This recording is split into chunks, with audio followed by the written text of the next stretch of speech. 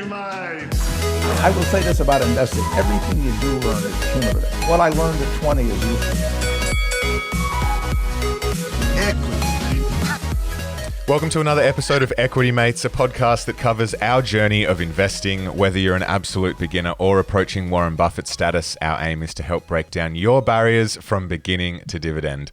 My name is Bryce, and as always, I'm joined by my equity buddy, Ren. How are you going? I'm very good, Bryce. I am excited for this episode. It's a real privilege we have to be able to speak to some of Australia's top executives, and this one holds a special place in your heart because when you were a young man living in Wagga, your first job was related to this company.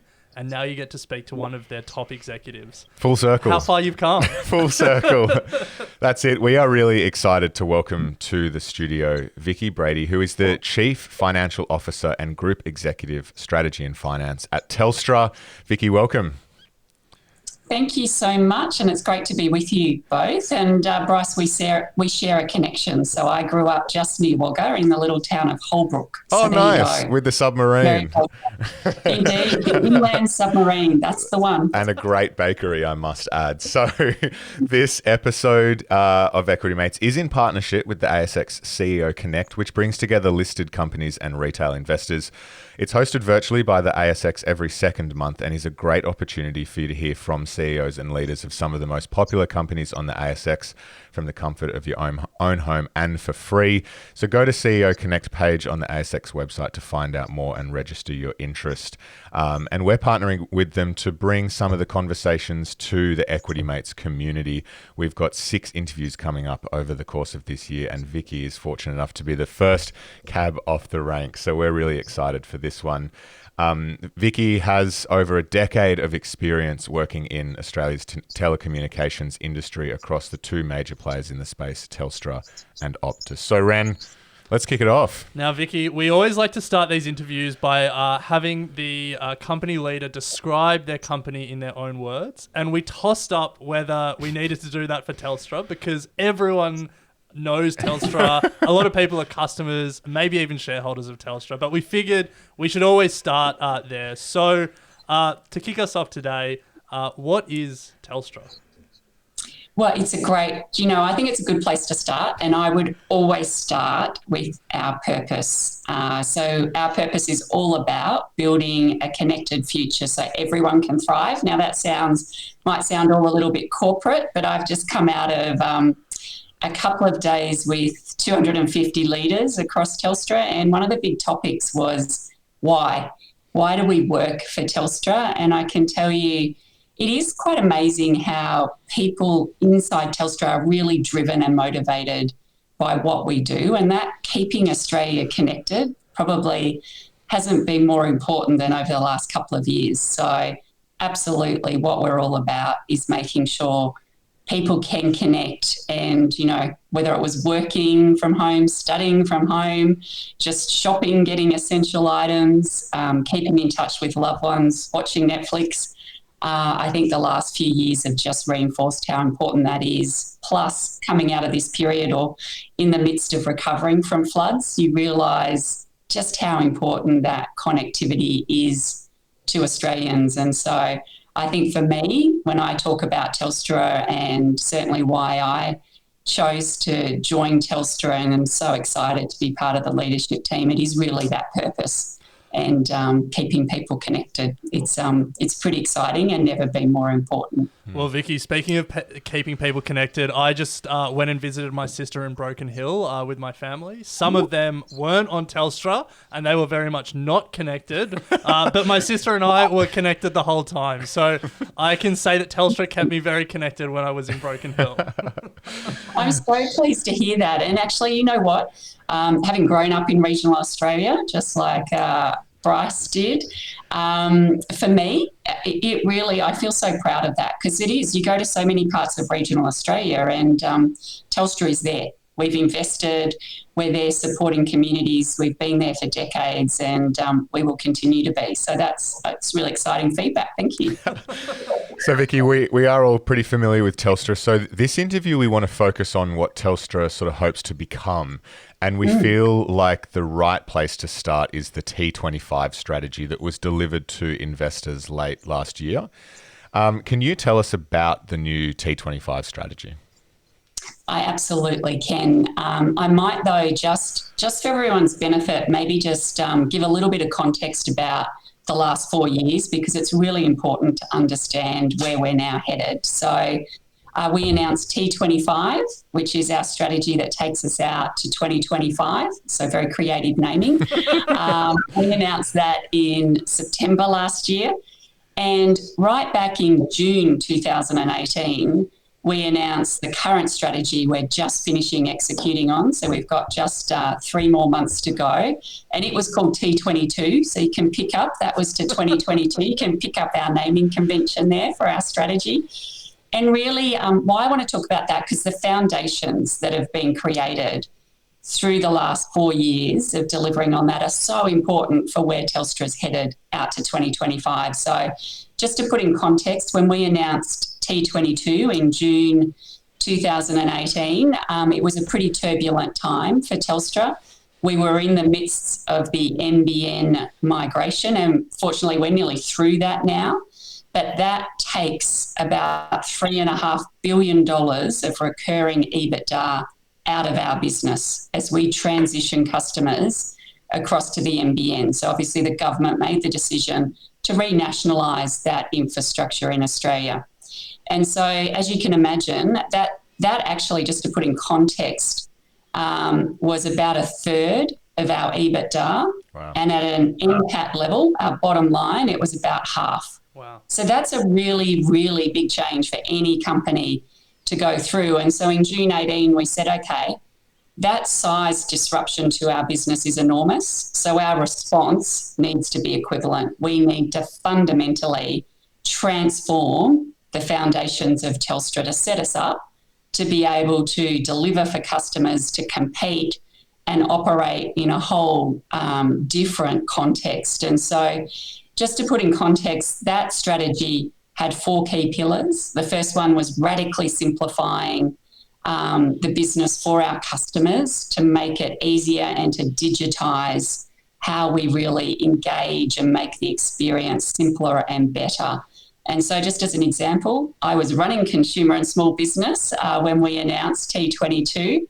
And for the first year of it, we went from 1,800 plans for our customers down to 20. Wow. And I can tell you, when I announced that, there are a lot of people in the financial community that rolled their eyes and said, well, that's never going to happen. Great aspiration, sure. We've done that. So we've absolutely implemented just 20 Inmarket plans, and we've now got the large majority of our customers on those plans. And that's a really big change for a telco. So we don't have a back book anymore. So if you're with Telstra, you've got the in-market plan. Any changes we make to our plans and pricing, customers used to talk about a loyalty tax. The longer I'm with you as a telco, you know, I get a worse deal. Well, that's not the way it works with us anymore. And in fact, 9.4 million of our services now are on those plans. So that was a really big change. We also set up InfraCo as a standalone business unit. That's a really important one when I come to T25. We also radically changed the way we work internally. So we adopted Agile. We now have more than 17,000 people working in Agile. And as part of that, we really fundamentally changed our structure. We took out of the organisation about 3 to 4 layers of management. And in fact, the 4th pillar was all about we needed to get really cost efficient. So as we made the experience better for customers, it also actually took out cost out of our business. So by the end of this financial year, we're on track to remove a little over a third of our fixed cost base. So take out $2.7 billion of recurring cost on an annual basis. So, and underpinning that, we have built new digital stack. We've also continued to extend our leadership on the network side, and 5G is a great example of that. Now, the reason I wanted to give that context, so T22 was a real strategy of necessity. We had to really replumb the organisation and change its foundations. And it's pretty exciting to be 3 months from the end and we're well on track now. We put very bold, transparent ambitions in market, and actually we will we'll complete more than 80% of those things, which were really bold. As I said, many people didn't believe we would meet many of them, and it's exciting to be here. So that means T25, if T22 was all about necessity, T25 is now pretty exciting because our starting point is so different. And so this strategy out to 2025 is really all about now leveraging those foundations. How do we keep growing now the core of the business, but importantly, how do we diversify where that growth comes from? And so it is an exciting time. So I might just give you a couple of bits on T25 because I'm sure we'll get into it in more detail. Like T22, it's built around some real fundamental pillars that are critical to the strategy. So firstly, it starts with the customer. So delivering exceptional customer experiences under T25 is absolutely our ambition. We've done some great work radically simplifying and really improving things, but we absolutely want to be a market leader on customer experience. And so that's at the core of the strategy. Second part of it is, being a leader in network and technology solutions is right at the heart of who Telstra is. And that absolutely continues to be the case under T25. And there is so much going on in the technology space at the moment. So pretty exciting period ahead. And we very much intend to continue being that leader, not just in Australia, but actually globally. And if you look at 5G, yes, we're absolutely the leader here in Australia. We've got more than twice the coverage of our nearest competitor right now, but we're in the top few telcos globally in terms of where we're at on 5G. So we want to keep that lead. The third bit, which is an exciting one if you happen to be a shareholder of Telstra, is to create really sustained growth and value for our shareholders. We've made commitments around growing underlying EBITDA, growing underlying EPS for our shareholders, and that is really exciting because we've got strong cash flow, which is all about making sure we can maximise our fully franked dividend and seeking to grow it over time, whilst we also invest for growth and generate more returns for our shareholders. And then the fourth part, to be able to do that, we have to absolutely attract the best talent to join Telstra. And so it is all about the place people want to work. So making sure people are excited and want to be part of Telstra. And that's got a few components to it. Definitely our ways of working, the agile ways, and continuing to drive that. That is critical. And particularly today now in this new world of hybrid and flexible working, we've been at the forefront of that and we absolutely intend to stay there. The other things that are important in there is digital leadership and those skills and capabilities, and doing business responsibly. I started with purpose, and I think purpose is just so important for our team members. So that's a little bit of a taste of what's to come, and I'm sure we'll dig further into it. Yeah, I love that. I love the grounding of T22 in necessity, and then T25 is all about, I guess, opportunity. And when we had a look at T25 in preparing for this interview, we summed it up as sort of 3 pillars: new technology, new markets, and new verticals. And I would love to sort of go through each of those one by one. And you mentioned 5G, and when we talk about new technology, we have to start with 5G because we've heard so much about it for the past few years. There's a lot of hype, there's a lot of excitement, and Telstra's got pretty big targets, big ambitions, aiming for 95% of the population to be covered by 5G by F25, and 80% of traffic on 5G by that time as well. So if you're on Telstra in 2025, you're likely going to be on a 5G network. So can you talk to us about 5G? And importantly, is it going to live up to all the hype that we're hearing about it? What a great question. And we do love a bit of hype in our industry. There's no doubt about it. But I do genuinely believe 5G is absolutely a game changer. And I say that for a couple of reasons, or actually there's quite a few reasons, but let me distill it down.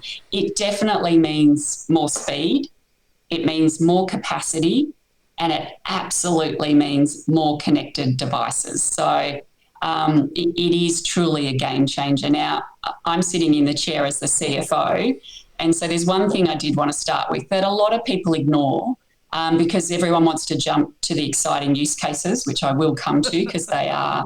It is something that I know everyone wants to talk about, and I get pretty excited about that too. But before I get to that, one thing I did want to highlight is 5G. And as I think about 5G in terms of what's its business case for Telstra, because obviously we invest a lot of money in rolling out new technology. So you've got to start with, okay, what's that going to deliver for customers, and what's it going to deliver for our business? What sort of returns? And you want to marry those things up tightly together. So 5G is really important for us because data consumption, no surprise. I'm pretty sure everyone listening uses their mobile phone now a whole lot more than they did 10 years ago, and the sorts of things they do on it now demands a lot more data. So our data on our mobile network is growing at anywhere between 25 and 40% every year. Wow. And the great thing about 5G is it's way more efficient than 4G. So every generation of technology gets more sophisticated, it gets more efficient at delivering data. And so for us to be able to meet all those needs of people who are streaming things, or they're doing video calls, or all sorts of exciting things over their devices, 5G is so important to enable that, because it does give us the speed, the capacity, and the ability to connect more devices. So for us to be able to afford to deliver all of that in a really efficient way to our customers, it's really important. So definitely, number one, the business case stacks up for 5G. Now, getting to the more exciting bit that I'm sure everyone is interested in are the use cases. And I'd say I have actually, you were a bit kind at the start. I've been in the industry more than 2 decades now. So I've seen quite a few generations of technology. And it's really interesting because we often in hindsight looked back at each generation and go, oh, yeah, 4G was all about enabling mobile video and, mass social media use. When we launched 4G, we didn't know that, to be honest. We launched it, we knew it had all of these amazing capabilities, and actually then the use cases, people start to realise what it's capable of, and you see the innovation happen all around the ecosystem. So as we stand here today, we're in the thick of rolling out 5G now, and the use cases are evolving. And I'm sure if you speak to me in 5 years' time, we'll sit here and go, oh, yeah, 5G was all about X, Y, and Z. But there are some things we're already seeing. There's no doubt Internet of Things is really important, that connecting devices in a whole new way. We're certainly seeing in the consumer world a real change. I think, anyone who's interested in gaming and being connected, your experience on 5G is fundamentally different. It just has a whole different environment, particularly in terms of something called latency, which is so important, how quickly it responds. This is wireless technology that a couple of decades ago engineers would have said wasn't possible. So it is different. It will allow a whole different environment, particularly in terms of upload. And, download's always been important, but now upload becomes very important. People out in the field working, journalists, for example, wanting to upload 4K or 8K video, you can now do that over 5G. In the medical world, doctors being able to work remotely and look at high resolution scans and images, 5G enables that. There is so much to come on 5G. We're only at the very early stages of it. And I think that's the bit we're excited about, how we collaborate, how we work how we bring our technology closer to customers. And there's a lot of talk about edge compute. So putting 5G connectivity and edge compute together, you then roll in things like AR and VR, and you can there are an endless amount of possibilities about how this can make a difference in so many industries across Australia. And that's the bit that's exciting for 5G, I think. Yeah, it is a really interesting time. A technology that we have a close eye on here and our community does is the metaverse. So glad you mentioned AI and AR there as well, because, yeah, thinking about what that could look like in 5 years' time and, I think, and how Telstra plays a role in bringing that to life is pretty amazing. But let's move to new markets. So many people may not be familiar with the fact that Telstra has an international business, is a leading telco in the South Pacific, and a key part of the T25 strategy is to actually expand into new markets, strengthen your Asia Pacific leadership and expand reach of your global infrastructure. So what does Telstra's international business look like by 2025? Yeah, look, and it is an interesting one, actually. It's amazing. I talk to a lot of people, and a lot of people don't realise, actually, the size of our international business. It's a bit of a little hidden gem inside Telstra. So I'll give you a little bit about what the business is today, and then I can give you the context of where we're headed with it. So our international business, we've actually been operating it now more than 70 years. Wow. Which is quite extraordinary. We operate across 31 countries around the world. We've got about 1,500 people in our international business, located all around the world. And a big part of it is access to submarine cable systems. And so we have access to about 26 submarine cable systems here in Asia Pacific. We fully own 3 of those. And in fact, we carry around 1/3 of all of the intra-regional traffic here in Asia on our submarine network. So it's a really big business. Last year it delivered revenue of about $1.5 billion and almost 340 million in EBITDA. So it is a sizable business all on its own right. And the customers in that business, we have wholesale customers and we have enterprise customers. So it sits internally in Telstra inside Telstra Enterprise. So it is a big business-to-business part of our business. And so what are the ambitions for Telstra International? So firstly, like Telstra, it is very focused on really leading from a customer experience point of view. So it's put a very bold ambition out there. It wants to get to a strategic NPS of more than +60, so right at the top end as a leader. And it has great relationships today in its business, but it is very boldly going after improving that further. In terms of the financial side of the business, we're targeting to keep its EBITDA margins sort of in the early 20s, that early 20% EBITDA, so very strong return. And we're aiming to keep growing this business sort of around that low to mid-single digit CAGR out to 2025, and absolutely being really a partner of choice. And again, in the current geopolitical environment, we have a pretty special place given ownership of submarine cable networks, access to it, and obviously been a very trusted partner around the world. The other pretty exciting part in the international business, last year we did announce that Telstra would be acquiring Digicel Pacific. So a new acquisition, which we're just in the process of finalising and completing.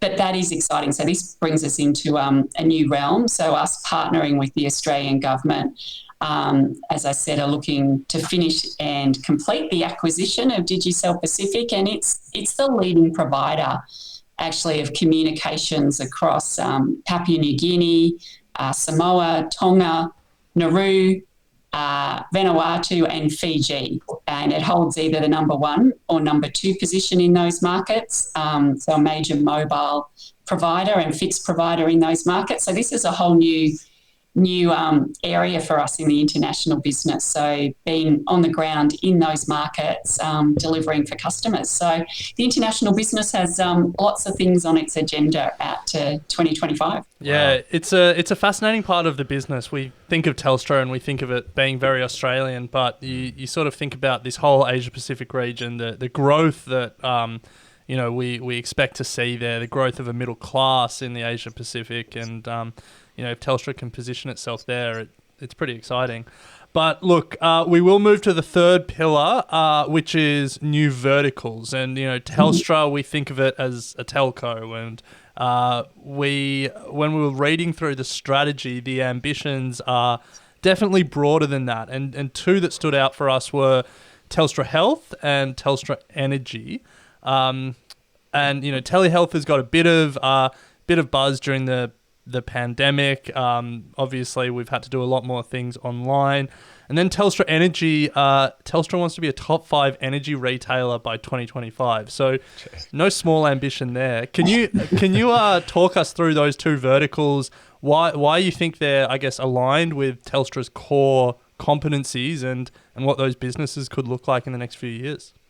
Yeah, absolutely. And they're both exciting, I've got to say. So Telstra Health, if I start there, it's already today. And again, there are so many parts of Telstra that you realise not everyone is aware of. But so Telstra Health already is Australia's leading health software and technology provider.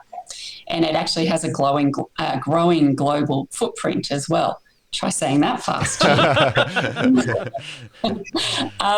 And so health's actually, the Telstra Health business is one we've been in for quite a number of years already, more than 8 years, I think, in health.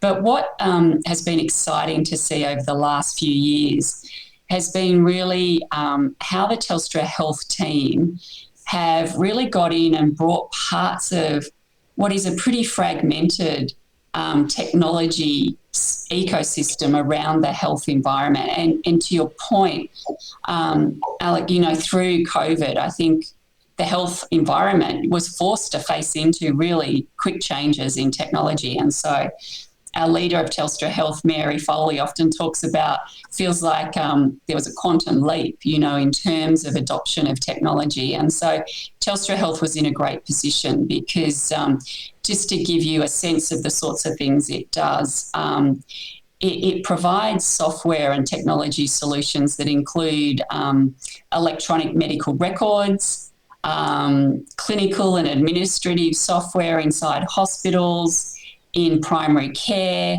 If you ever go and get an e-prescription at a pharmacy, it is Telstra Health providing that technology that allows that to happen. And it's a key provider into the aged and disability care sectors. So it cuts across a whole bunch of areas in the health ecosystem and is helping bring that ability to connect those various pieces that have been fairly standalone over a long time. We've also made a couple of significant acquisitions last year for the health business. The first one is a company called Medical Director, and it's a key provider of the practice management software that GPs use. And GPs are such a key part in that health ecosystem. And so this was a missing piece of the puzzle for Telstra Health. And so it's a really strategic acquisition for us. And it'll really enable us to help sort of supercharge that digitisation in the healthcare system and ecosystem. And so that's been an important acquisition. And so as we look at 2025, absolutely health again. We like big ambitions and we like making them public and really getting behind delivering them. So Telstra Health's absolutely is to realise a connected and improved digital health experience for all. Yeah. So I don't know about you, but I'm pretty happy about that whenever you have to engage with the health system. I think making it easier and more connected would be a great thing because most people are going through enough stress when they're engaged in the health system. Taking one bit away and being able to connect those pieces together, I think is it's important and such a great thing for Telstra Health to be able to help enable. From a financial point of view, In terms of Telstra Health, in the first half of this current financial year, they delivered about $100 million in revenue, and we're predicting that will grow in the high teens in terms of revenue growth this year. So it's already a high growth business. We've added a couple of acquisitions, and so our 2025 aspiration is to get it to be a $500 million revenue business. So that starts to get it to a pretty significant size inside Telstra. So that's exciting. Well, Vicki, no doubt that there's some pretty big ambitions in that T25 strategy, but it's exciting to think, what Telstra will look like and what our world will look like when we do make it to the end of that T25. So, Vicki, when we speak to our executives, we love digging deep on how you think about management and culture, because as investors, it's really important for us to be able to understand the management of the companies that we're investing in. So do you have a leadership philosophy? Yeah, wow, that's a deep question, isn't it? It is. So I think if I had to distill it down in terms of my leadership philosophy, I truly believe when you put big ambitions out there, you bring teams around that. And so I'm a big believer in diverse teams. There's no doubt you need lots of different thoughts around the table to get the best possible outcomes. And I truly believe in today's world, collaboration is more important than ever. So building that really trusted environment where people can work together, they can challenge each other, they can debate things, but when the call's made, you get behind it and you really get on with making it happen. So for me, that's really important in how I lead. And so I love nothing better than making sure you've got the right team around that table. And I truly believe most people underestimate what they're capable of. And again, when you bring people around stuff and you put a big ambition out there and you get people focused on how do we achieve it, rather than all the reasons why it's going to be difficult, I think it's a game changer. And so for me, that's really critical in how I try and show up as a leader. And I think it's evident in the way Telstra has operated over the last few years. You can feel it in the organisation, that excitement, that motivation. Yeah, at times it's slightly terrifying when you put big ambitions out there, but the excitement to get behind it and know you can trust your colleagues around you and that you're truly going to be better together. That for me really drives me. Yeah. I love that idea of putting out big ambitions and then turning to the team and saying, we got to figure out how to get there. Like being really ambitious with the vision. And I guess you mentioned early on in the conversation, part of the vision for T25 is being a real digital first business and being a real digital leader in Australia. And we talk about a war for talent. We talk about the great resignation. We're saying, Bryce and I were lamenting before we got on mic today that we couldn't find someone for a role we're trying to hire for. I can only imagine what that's like at a company like Telstra, especially when you're trying to hire digital skills that put you in competition with Google, with Microsoft, with whatever crypto startup is hot at the moment. How is Telstra approaching that challenge, and how is Telstra going to attract and then retain the best digital talent?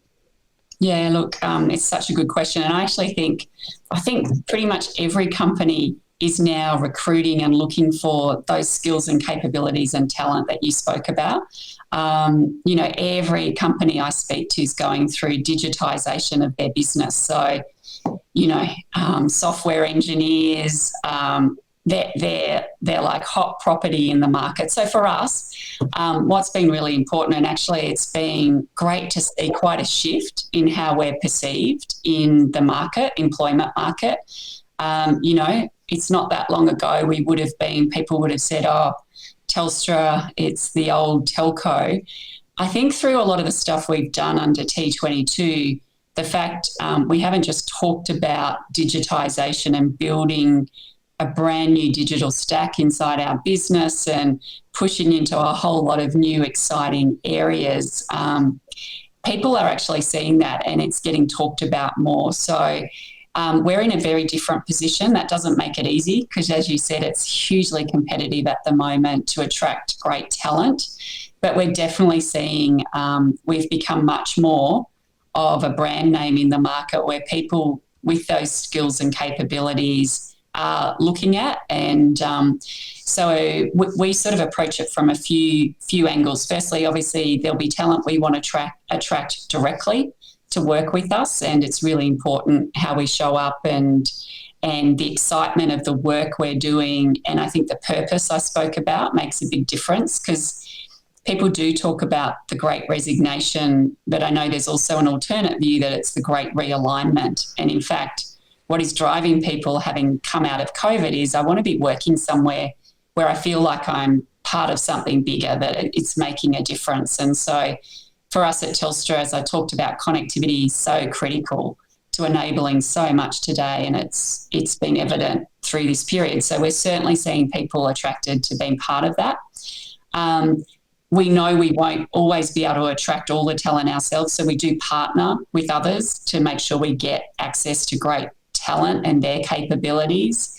And I'll give you a great example. We announced recently a joint venture with Quantium, where we're looking at bringing our data, our understanding, our customer relationships together with, their incredible capabilities in data science and analytics. So there's a myriad of ways. And then along with obviously continuing to invest in the development of our teams, making sure they've got exciting work and they're working in an environment that really empowers and enables them to be able to retain them. So that's what we're focused on.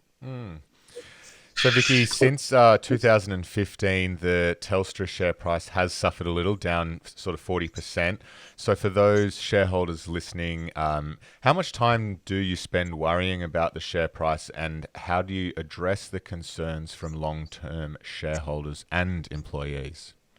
Yeah, look, I know a lot of people, obviously, as a listed company, focus on the share price. And as I said earlier, when you go back to 2015, that was really pre the NBN's major impact on our business. So, that's taken, as I talked about earlier, about a third of our EBITDA out of the business and about 50% of the bottom line of the business. So it obviously has had a very big impact on Telstra, and that's why T22 was so important. And if I actually look, when we announced T22, in mid-2018, if you look from there to now, actually our share price is up about 50% since June 18. So absolutely NBN's had a big impact with the government's decision to renationalise that.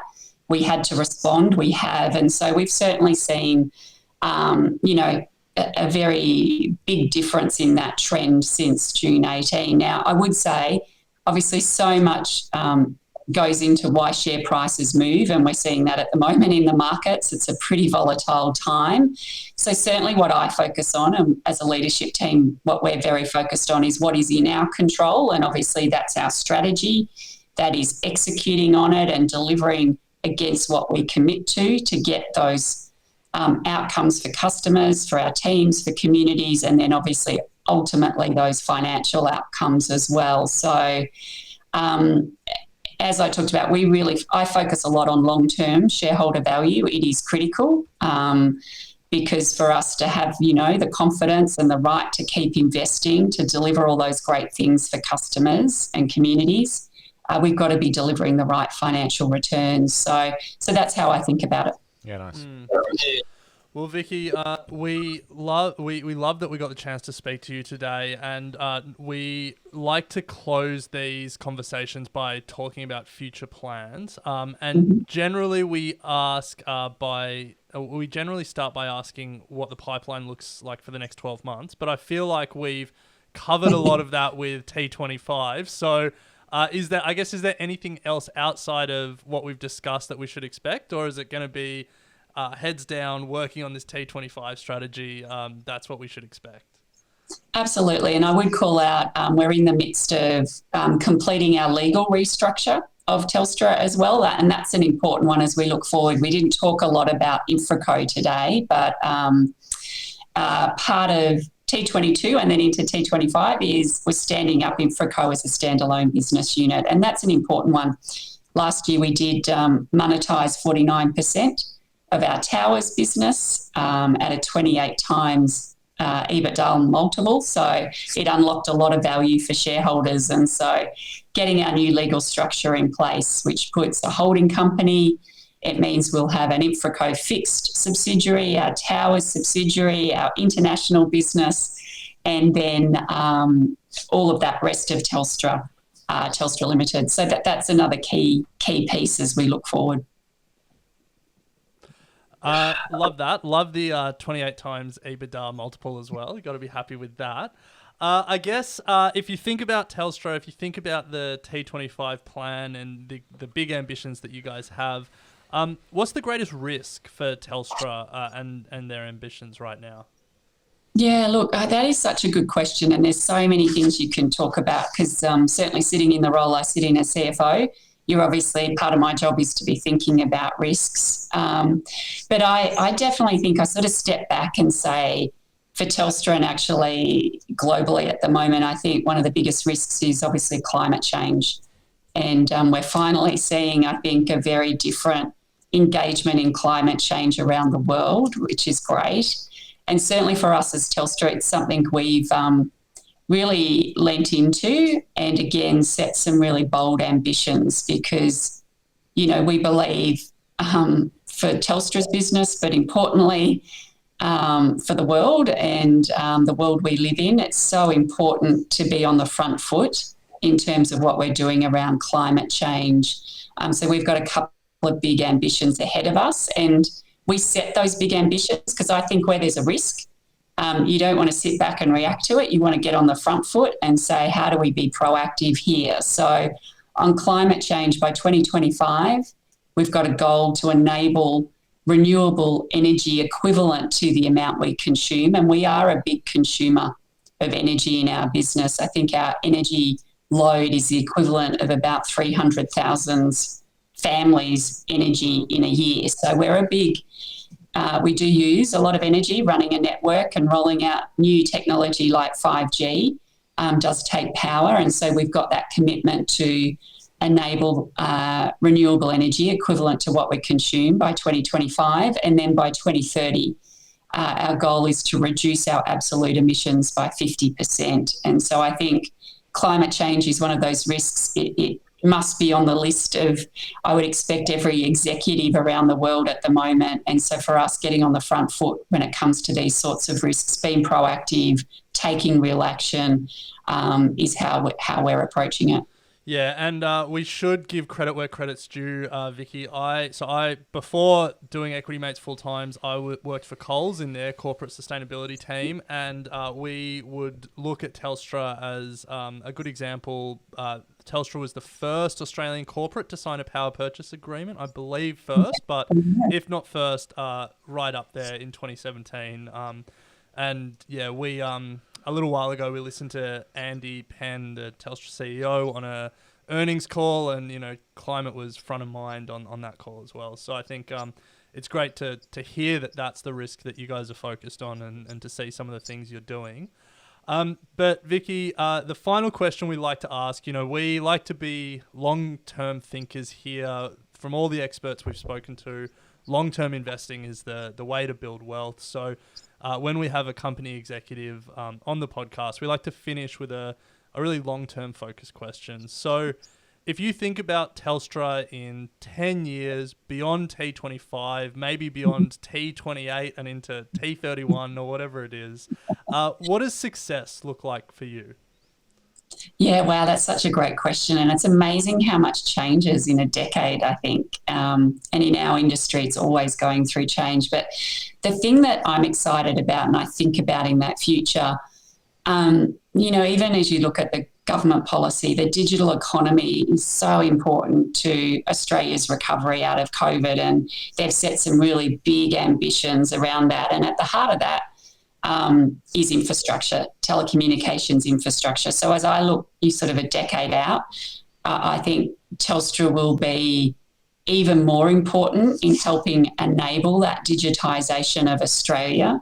And I think where we're at the moment, the sorts of skills, capabilities, work we're doing, it is the connectivity layer, but it is also helping bring together that technology ecosystem to really enable things. And I think the health, Telstra Health's a great example of that. So I'm super excited about the future of what we can do. We touched on sustainability, and it's on the agenda for all of our customers, from consumer through to enterprise and government. And I think the role we can play with our technology and solutions to help enable a more sustainable future here in the country also excites me. And I think Telstra will be in the thick of that. And I'm pretty excited about what the next decade holds for Telstra. It is a new era, out from under the sort of transition of the NBN, out of navigating that and into a period of growth and being able to really help enable a